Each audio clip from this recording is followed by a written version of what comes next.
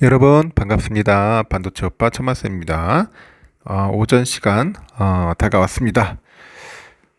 제가 잘 보니까 미국장이 완전 뭐 초토화 돼가지고 어, 이른 새벽부터 말하기에는 조금 그랬는데 하여튼 상태가 안 좋았습니다. 너무 많이 빠졌어요. 너무 많이 빠져가지고 특히 기술주 쪽으로 투자하신 분들이 상당히 좀 난처할 것 같아요. 기술주, 반도체, IT 이쪽 분야 섹터가 상당하게 망가졌습니다.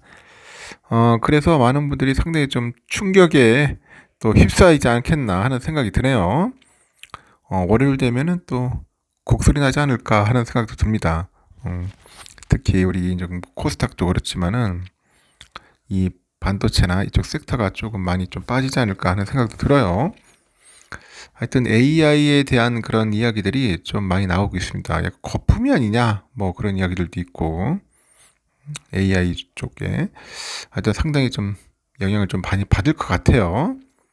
그래서 하여튼, 그에 대한 쇼크, 여러분들 너무, 크게 받아들이지 않았으면 좋겠습니다.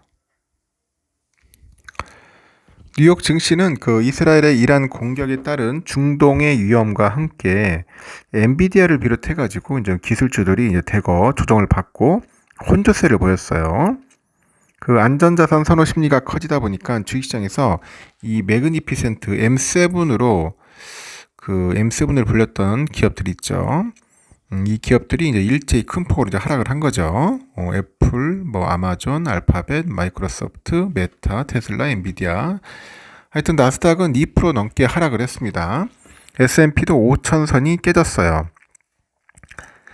뉴욕 증권거래소 다우지수는 전장보다 0.56% 상승해서 37,986.40이 거래를 마쳤습니다. 야, 그 다우지수는 또 올라요, 또 아이러니하게. 올랐고 S&P는 43.89포인트 하락해서 4,967.23을 기록을 했고요. 나스닥도 319.49포인트 급락을 해서 15,282.01에 거래가 됐죠. 다우지수는 200포인트 이상 올라가지고 견조한 흐름을 이제 보였습니다. 반면에 S&P 500하고 나스닥이 나란히 6거래일 연속이다. 야, 최악이네, 최악. 6거래일 연속 하락을 했고요.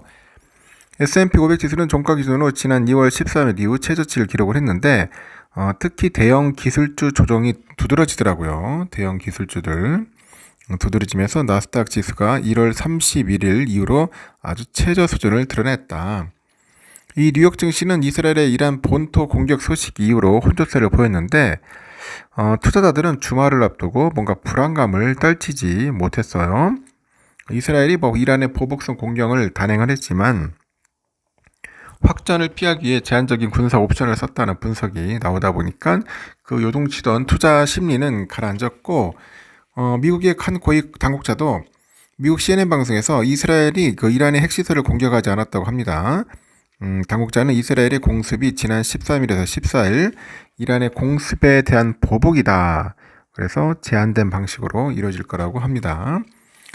그럼에도 양국이 본토 공격을 주고받은 상태에서 주말을 앞둔 만큼 지정학적인 위험은 해소되지 않았고 또 주말을 앞두고 또 안전자산 선호와 함께 위험을 회피하려는 심리가 부각되다 보니 대형 기술주는 일제히 하락을 한 거죠. 중동의 지정학적인 불안과 함께 인플레이션 하락 둔화에 미국 연방준비제도 금리 인하도 여의치 않을 거라고 합니다. 그래서 시장 심리는 위험 회피하고 차익 실현으로 크게 기울었어요. 시카고 연은 총재가 행사에서 올해 미국 인플레이션의 진전이 정치되고 있다. 지금은 움직이는 것보다 기다리면서 더 분명하게 하는 것이 합리적이라고 합니다. 종목별로 보니까 M7 종목은 일제히 이제 하락을 했고요. 엔비디아가 여러분 아시다시피 10% 이상 급락을 했어요. 시가총액 2조 달러 선 무너졌습니다. 테슬라는 1.9%대 하락을 했고 최근에 인력 조정에 이어서 사이버 트럭 그 리콜 소식까지 전해지면서 주가가 부진을 면치 못하네요. 아마존닷컴도 2.5%대 하락을 했고 구글 모기업인 알파벳 A도 1% 이상 내렸습니다. 애플도 보니까 1% 넘게 이제 내린 거죠. 메타 플랫폼스도 한 4%대 이제 급락을 했어요.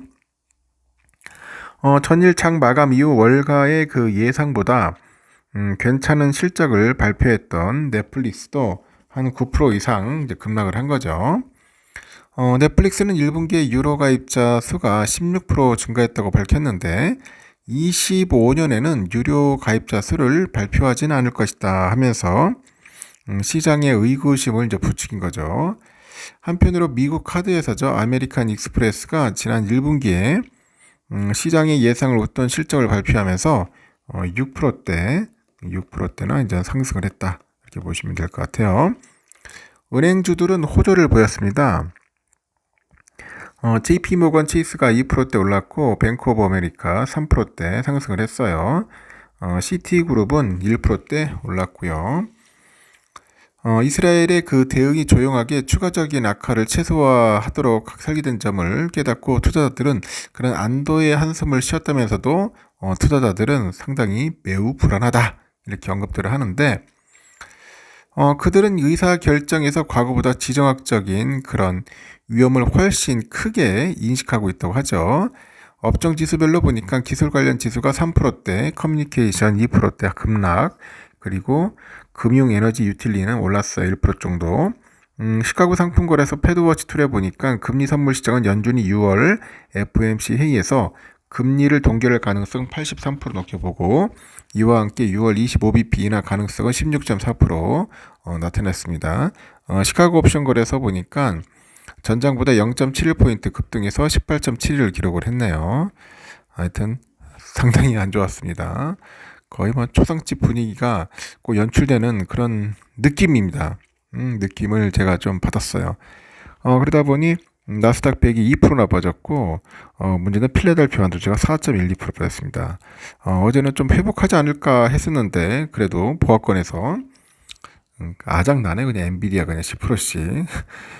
엔비디아는 그냥 막 빠져버린 거야. 이거 슈퍼마이크로 컴퓨터인가?